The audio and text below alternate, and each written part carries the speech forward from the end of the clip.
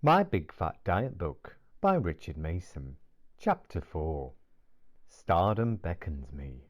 I left the hotel job and I did actually go back to college to study media and to try and find a new job. I left the hotel in a fairly healthy state, healthier than I'd been anyway. I was so relieved to be leaving the unhealthy lifestyle behind me. I moved back home with my parents in late 1999 and had a fresh start in a fresh village. And again, Mum and Dad's new house was in the countryside, ideal for walks and biking. This is something I did straight away.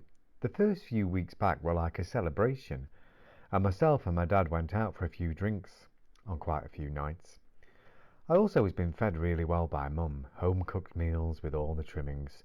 She knew how unhealthy I had been living in the past year or two. My parents were relieved to have me back home. I think I'd put a stone on in a month or two, just through all the good food again. I was constantly looking for work. College was good. I did a media course 3 days a week, but struggled to find work. I sent sometimes 5 job applications off some weeks, only to get them back or a phone call from the job centre saying, "The people thought you were too overqualified to work for them." I had a level 3 in hospitality and hotel management at the time.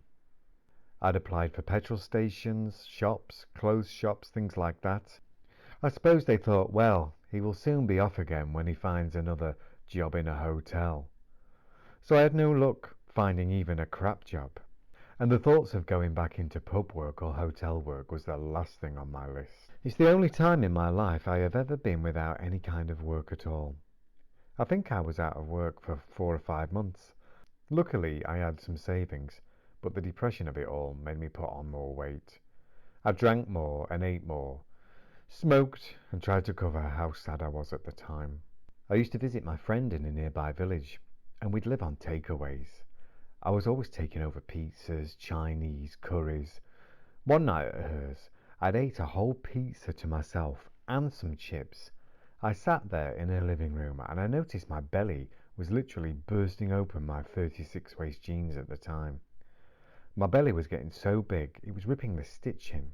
I knew I had to do something about it to stop getting any bigger. I was probably around 15.5 stone at this time, maybe slightly more. I'm 5'9" tall, and to be honest, that isn't a lot of height to play with weight-wise. I'm no shorty, but when you're taller you can carry it better. I think my ideal weight that I wanted to be was probably around 11 at the time. By late November or just before, I was feeling well overweight. I started dieting, skipping meals, exercising, and having things like noodles for tea instead of big meals. And pretty surely I lost over half a stone, just in time for another pub job that I took on. It was only part-time, but better than nothing at all. Before this, I'd had some security work that was awful. The security work lasted about a month, and I was in the middle of nowhere in a porter cabin, making sure this water treatment works kept going. I had to listen out for a pump, and if the pump stopped working, then I had to start this other pump. The pump never stopped. Most of the job entailed just being sat in the porter cabin with a radio or a small TV, and packets of crisps, biscuits, things like that, cans of fizzy pop. And my weight was up and down around this time. So it was a relief to get back into the pub work trade again. Starting at the new pub, my weight was up and down again, but by May time of 2000, I managed to sort of get healthy-ish again. No way was I skinny or anything. I was around 38, 36 waist. It was early summer 2000 and I had an audition for Hollyoaks on the Pool coming up. I decided drastic action was needed. I started walking every day and biking too. Also changed my diet a bit, cut out a lot of the crisps and alcohol and drank more water. My dream was always to be a singer, not an actor, but I thought if I could get in to the show business world this way, then it would lead to other things. The weight started to come off a bit, not much though. There was no way I was going to be skinny by the time I went for the audition. A friend came with me. In fact, her dad drove. She said to me before the audition, a few weeks before, that I looked fine and they would like me for who I was. I thought to myself, yeah, right. The audition came around before I could really do much about it. before I could shift a couple of stone anyway. I went to Cardiff with all my hopes and dreams in my heart. I had accidentally bleached my hair wrong a day or so before, so I did a quick fix with a home dye job. My hair was very dark in curtains. I looked a bit like Professor Snape. Maybe Hollyoaks was looking for a Professor Snape lookalike. I don't know. After hours of queuing up, 4 hours of queuing up, and the 4-hour drive to get there, they let us in for the audition. It didn't last long. A few seconds talking to a casting director. I thought to myself, I haven't got through this time. But I was going to be a star, if it killed me. I just need to rethink things a bit. About 4 months later, the Hollyoaks on the Pole documentary aired on Channel 4, and myself and my friend had both made the documentary out of thousands and thousands of people. I was really chuffed. I had people calling me up saying, "I've just seen you on Channel 4. I was like, "Have you?" Anyway, I missed it myself and had to catch it repeated another day. Spring, summer 2000. It was a really strange time for me. I wanted fame really bad but wasn't really working for it. I had my job at the pub, and in my spare time I wrote lyrics and came up with song ideas. I started to work with a local musician on some really good guitar tracks, but I was unhappy with my image. I went to buy some new jeans the day before I went to Alton Towers in August 2000. I tried on a 36 waist pair and they wouldn't fasten. I came back out of the changing rooms in the famous army stores in my town and said to the lady, "I will need the next size up, please." She replied with, "Too many pies." I didn't know what to say. I just tried on the 38s and they fitted fine. I was disappointed though. For some reason, I thought I was a 36, maybe less. I went to Alton Towers the next day and no way was I the fattest there. In fact, I was quite slim compared to some of the folk. I enjoyed the day, but all the way walking round and going on the rides, I looked at other people, other guys my age, and thought, I should be that slim. I want to be that slim. I am going to be that slim. I started to bike a lot more, whether it was raining or windy, whatever the weather was, I went out on my bike. I remember one day, a rainy day in late 2000, biking miles away from my home and getting absolutely wet through. The rain came down when I was halfway round my 8-mile stretch of track. But I didn't bother. I walked up a hill on the way back near where I lived, and I was soaked through to the skin. It was like someone had thrown me in a swimming pool or tipped a bucket of water over my head. I got halfway up the hill and all I could think was, well, this must be doing me some good. I was probably full of cold for the rest of the week. We went to Blackpool for a holiday a week or so later, and I was full of cold. It was raining when we got there. We didn't have a hotel booked, me, Mum and Dad. We walked around in the rain, going from hotel to hotel, and eventually got booked in at a very nice one. The weather changed to warm and hot by Monday of that week, and it was really nice. I'd bought some new t-shirts from a lad who used to come into the pub where I worked. They were size large, extra large, but they were slim fitting, and I remember walking around on holiday thinking, I'm not too far away from where I want to be with my size, but there's still a way to go. On holiday I walked a lot and ate whatever food was given to us at meal times. It was lots of home-cooked food in the hotel. This did include things like chips, potatoes. Some were healthy meals, some not so healthy meals. Lunchtime was just a sandwich or a cheese toastie or a bag of chips or something. With all that walking, I think it balanced itself out. I kept thinking to myself, I would just start being very healthy again when I got home. When we got home, it was chucking it down again. We went on holiday in the rain and came home in the rain. The 3-hour journey home had made me feel really tired but hungry. I went to the freezer and got out this gigantic, thick, baked bean and cheese pizza. Cooked it and then ate a lot, followed by a couple of bags of crisps and some fizzy pop. I felt full and then went to bed for the rest of the afternoon, with the rain beating against the window. Over the next few weeks, I got back into the dieting again, biking, walking, and I lost a few more pounds. Not so much, but it was a start, and this carried on throughout the rest of the summer and autumn. Ups and downs with dieting. One week I'd do well, and the next week not so well. It was around this time I started to make new friends through college and the media and counselling course I was doing. Some of them became best friends. One friend I used to hang around with a lot by the late 2000s. He was naturally skinny and wore a lot of the latest trendy clothes, and he was from a wealthy background. He told me to walk a lot and said he'd been a lot bigger at one point. I found this hard to believe as he looked about 10 stone wet through. But he said he was bigger and he cut portion sizes, skipped meals and walked hours a day. Something kind of clicked with me. I don't know what it was, but this advice stuck with me. Anyway, he moved a bit closer to my home, about 25 minutes away.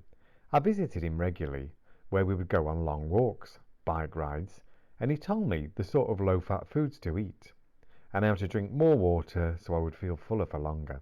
He was sort of my personal trainer for a while. Weight did start to come off quite quickly. By late 2000, I'd managed to shift a stone or so in a couple of months. Probably now in the 13 stone bracket. Everyone noticed and said, "You look great. You look really slim." I didn't feel it though. I knew I had to be thinner. I wanted to be as slim as my new best friend. Early 2001. Early 2001, and I went with my friend to London for the day, New Year's Day. We looked around the sights, went to all the touristy places, and I really got the bug to make it big as an actor or a singer. I was constantly recording demos as well as working in the pub. My best friend at the time was a good help to help with styling me for photo shoots and doing promotional photos. He was very slim and he had all the latest trendy clothes and even some retro clothes, which I borrowed for some photo shoots. By early spring 2001, I'd lost over 2 stone, near enough 3, following my friend's advice. I'd worked hard though, biking, walking, eating healthier, or not eating at all. The 2000, 2001, 2002 diet. Breakfast: a glass of water and 2 pieces of dried bread. Sometimes I toasted the bread and had dried toast. Lunch: a bowl of cornflakes and some skimmed milk. Small bowl of cornflakes. Sometimes an apple too. Tea time: anything vegetarian, low fat that could be baked or grilled, usually with boiled or steamed vegetables. No snacks between any meals except the odd piece of dry toast and water or the odd piece of fruit. I also didn't eat anything after 6 p.m. unless I was really hungry, which was a piece of fruit or some dried toast. This diet lasted from late 2000 to early 2003. There were days off from this diet over the years, days where I would have a meal out, days where I would have a bag of chips at the seaside or meals in a pub. But I lived about 97% of my time eating this very low-fat diet over a 3-year period. All this combined with endless exercise, biking and cardio. I'd gone from a 38 waist to a 32/34 and was still shrinking. This meant a lot of positive things for me. I felt more like a pop star. I had more confidence when performing at gigs or talent shows, and I could go into any clothes shop and things fitted me for the first time. It felt great. My skinny best mate had helped me get a new look.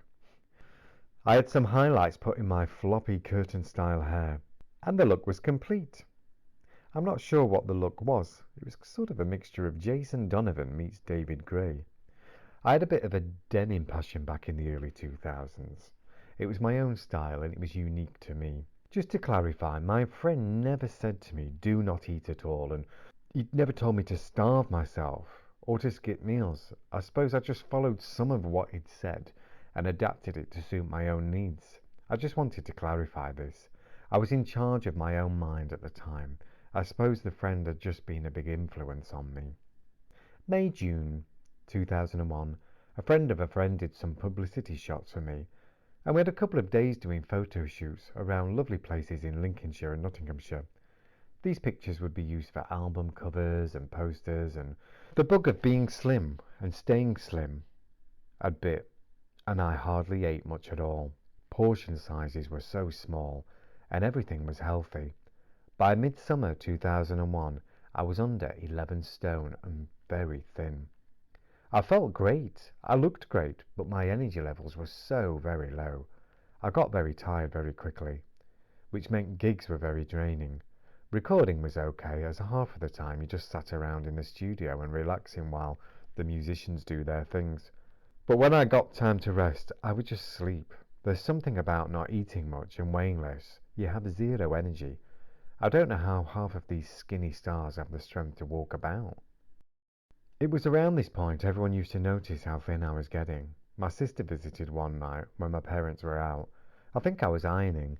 I was wearing a t-shirt that she had gave me. It was one of her ex-boyfriends. She said, "Bloody hell, Rich, that top used to be slim-fitting on whoever it was, and it's baggy on you."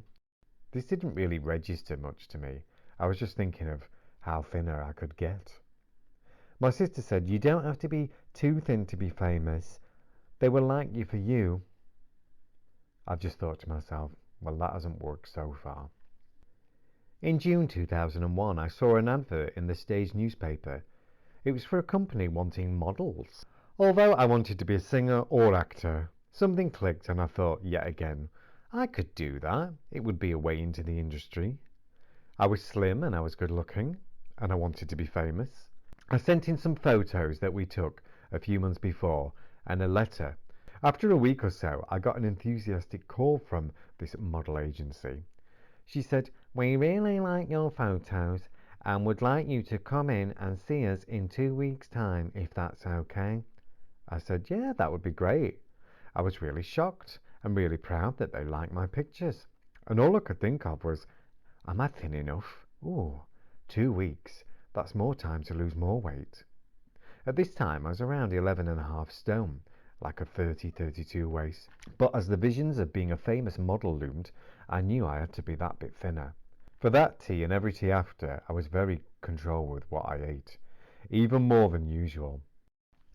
I exercised non-stop, biking, walking, going on my ski machine, sit-ups. Within 2 weeks, I think I'd lost about another half a stone and was looking more toned. Well, thin. The day of the audition came and I went to London, to Soho for the audition/meeting. I was in some skinny jeans, a funky top, and my lucky black shirt over the top. I felt like a star. I got to the busy office where I could hear the people answering telephones being told the same spiel that I was told. "We really like your looks and we'd like you to come in and speak to us." This rang alarm bells straight away. I thought, this sounds really familiar. It's the same lines they had said to me a couple of weeks earlier. I thought, but hey, it's a busy company and they liked me. Let's see what happens. I then sat down with some pretty over-made up lady at a desk who was speaking about 100,000 miles an hour. And she told me that they liked my pictures and I stood a good chance of making it in the model industry. I was flattered and drawn in. She went on and on about some books and photos, and then it got down to the nitty-gritty of how if I wanted to be on their books, I would have to pay £450 for pictures to be taken at a professional standard to be included in their summer brochure. And the summer brochure was coming out very soon. So I had to make my mind up within 24 hours if I wanted to pay for this photo shoot of £450 and be in their brochure. She was going to ring me back the next day, but she never did. I tried ringing them to let them know that I wasn't interested. But to be honest, I think I was just a number to them. I used to go to London so much when I was younger. I'd just jump on and off trains. It was like second nature. I'd take fruit, water, no stopping for takeaways, etc. All healthy food.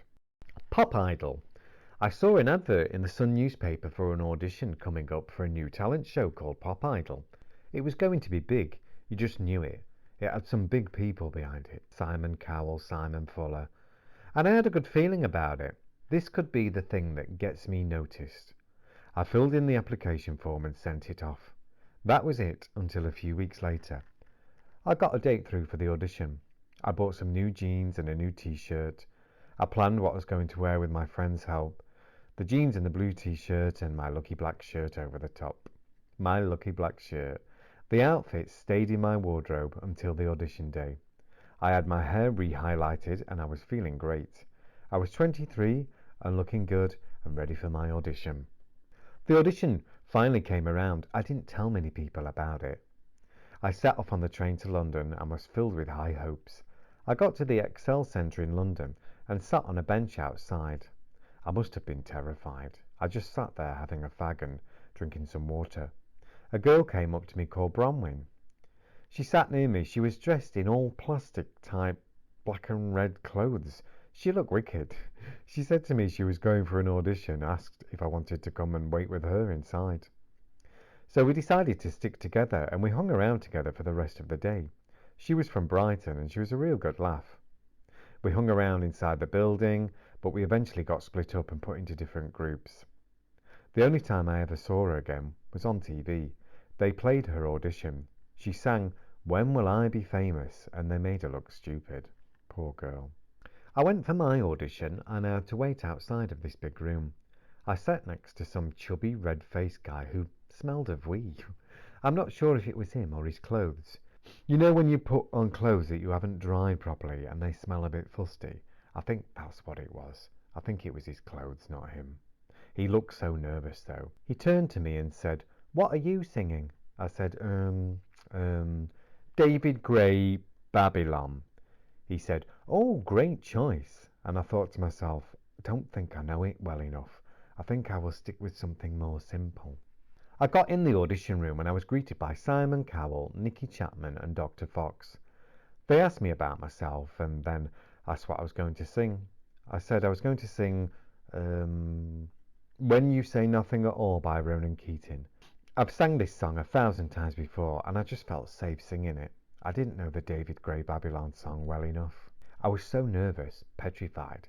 I started singing. There was a camera right in your face and a mic hanging right above your head. The panel seemed miles away. It didn't seem right. I just couldn't relax. By the time I'd got to the chorus, Simon Cowell said, "Thank you. We won't be asking you back. We won't be asking you to sing again." He smiled and said thanks, and I left. I walked out the building. I was disappointed. I was slim, dressed in trendy clothes. My hair looked good. I felt great. What more did they want? I sounded good. What were they looking for? When will I ever get my break?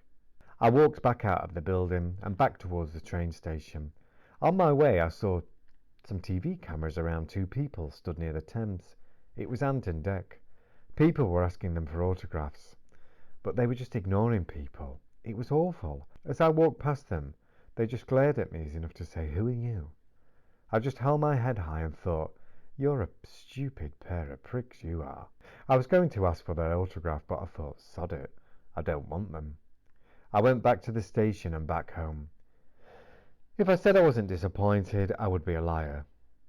I was, but it wasn't the end of the world. There would be more auditions. As the weeks and months went by, Pop Idol eventually came on TV. I watched week after week to see if I'd made it, recognizing some of the people from the audition. I hadn't made it onto the audition myself, but recognized lots of others that did. Some of them made it into the final. As I mentioned, Bronwyn was on, and they made her look stupid, singing "When Will I Be Famous?" Pete Waterman says, "Only in your dreams." I must have been somewhere in the middle of good or bad auditions because they didn't put me on. I think you had to be really, really good or really, really bad. The fame bug had hit me. What was coming next? Well, in 2002, I'd signed to an independent label that was based in Lincolnshire. It all happened really quick. I worked with some fantastic people on a new album for about 6 months. I released the album in late 2002, Storm Chaser. It was a fantastic time. Around the time of my album release, I was involved with a big talent show locally, and the prize money was £2,000. Wow.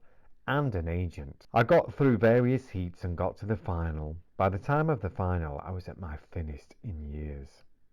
Around 10.5 stone. It was my very thinnest for years and I ate very little, so I was tired all the time. But I loved the way I looked. Even though I was at my slimmest I had ever been in my adult life, I was looking at ways to be thinner. Every Monday, I would go to Boots the chemist and weigh myself. I'd go to town on Mondays just to do this, do some shopping and get weighed. It was crazy. I'd hold the piece of paper from the previous week with the previous week's weight and try to beat it week by week. I came close to 10 stone and a few pounds. My weight was going down and down. It'd become an obsession. It really had. I was in 30 waist jeans, the skinniest jeans I'd ever fitted into. I bought them a few months before, but wasn't small enough to get into them, so I ate even less for a few weeks. I didn't win the talent show, but it did lead to other things. I did a charity evening at the Lincolnshire Hotel with Stars in Their Eyes winner Ian Moore, who won as Chris de Burgh. 2002 diet. Breakfast was now just a piece of bread and some water. Lunch was a small bowl of cornflakes with water on, sometimes milk. Tea time was something vegetarian, boiled, grilled or baked.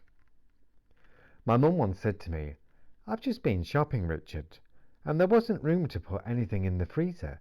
Nothing seems to have gone. Are you eating anything?" I felt a bit shocked, like I'd been caught out. I just lied and said something like, "Yeah, I've had this, etc., that wasn't in the freezer." I think she sort of believed me. I'd got away with it for now. My body was the most toned I'd ever been. 28-30 waist. So slim, I didn't think I could have got away with looking much thinner, to be honest. My face looked so skinny, my chest, my legs, my arms, all so thin. But as thin as I was never happy. I always saw a part of me that could be thinner, a part of me that could look better. I'm pretty much sure I had some sort of body dysmorphia or anorexia. But to me, anorexics were people who didn't eat at all, and I did eat. So I wasn't one of them. I was just fine, wasn't I? There were lots more auditions in the pipeline, so I was regularly jumping on and off trains to London, on and off the Underground, eating very little, and then coming back home feeling exhausted. Some days I would get an almighty, and I mean almighty, lapse in energy.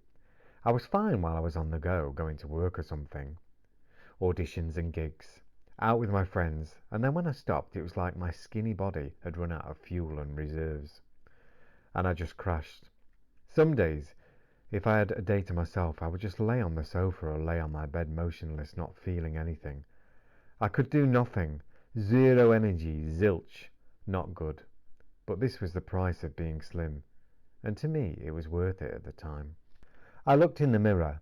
A blonde-haired, slim-framed guy stared back at me. I didn't know this guy. It had all happened so quickly. It was crazy. This guy was some wannabe pop star. He didn't look after himself, and he didn't eat much. But this guy could still be a star.